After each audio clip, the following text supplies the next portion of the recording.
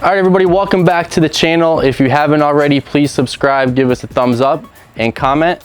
Got a lot of great content coming your way. Wanted to do something a little bit different for you guys today. A lot of people know us for our ZR1s.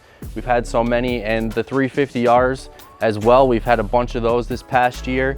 And we wanted to do a little bit of a talk on why these cars are so hot right now, probably two of the hottest cars on the market. And then it got Jeremy, myself, Corey, our photographer, and my dad talking about how many similarities there are between the two cars. On the C7 ZR1, you have the last year for the front engine, the last year for the manual transmission, before the car went to the mid-engine with the C8 model, as everybody knows. You have a 1 year only make with the ZR1. And as you go over to the Heritage, it's a lot of the same. You have a 1 year only production for the Heritage model, this one being a 350R. The flat plane crank engine, yes, it was produced from 2015 to 2020. However, that was the only car that was equipped and powered by that flat plane crank. So, you know, you look at the two cars and kind of compare them of why they are surging in value as of late. And there really are a lot of similarities. On the Heritage, you have the last year for the manual transmission in a Mustang before it moved to the GT500s and the carbon fiber track pack cars where it's all automatics. Same thing with the C8s, everything's moving to automatic. So a lot of people still love the fact of the manual transmission if you're driving, or obviously the collectability now of something that is no longer going to be produced, especially for a long time. If it even is going to come back, from what I'm hearing, the C8 engineering wise cannot be produced in a manual transmission. People buying these cars, younger guys, don't even know how to drive a stick. They like the fact of the automatic shifting itself, obviously, and being so quick that, you know, you can't manually shift as quick as these automatics are. But for me personally, a lot of guys that we know, you know, they just love the fact of getting behind the wheel and having that manual transmission. But, you know, you think about these cars, the ZR1s last year, they were selling even low mile cars for around 120, and now they're almost double.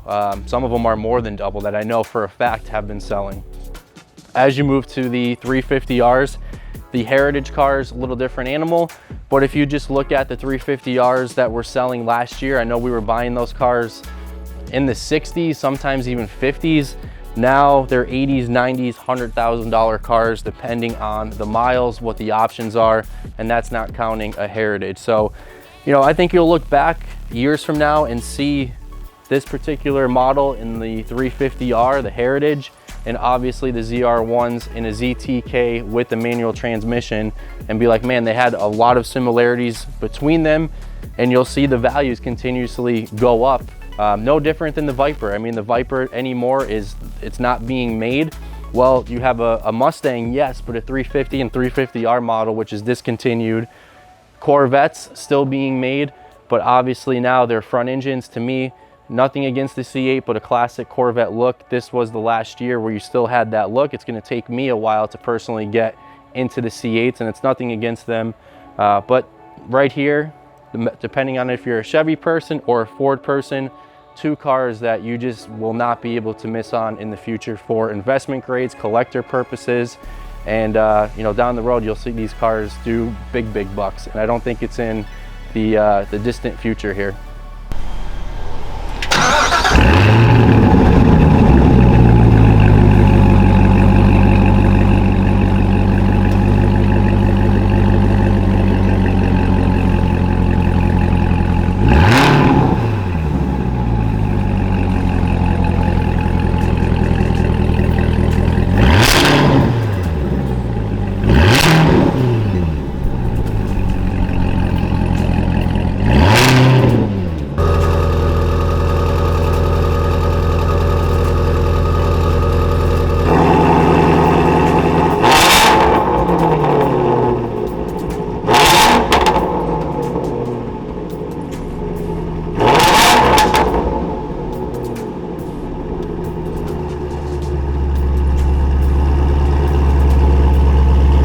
Guys, thanks for watching our video today on a comparison of the 350R Heritage models and the C7 ZR1s. If you haven't already, give us a thumbs up, leave us a comment. Let us know what you guys would like to see for future content. We got a lot coming in and we can't wait to show you guys.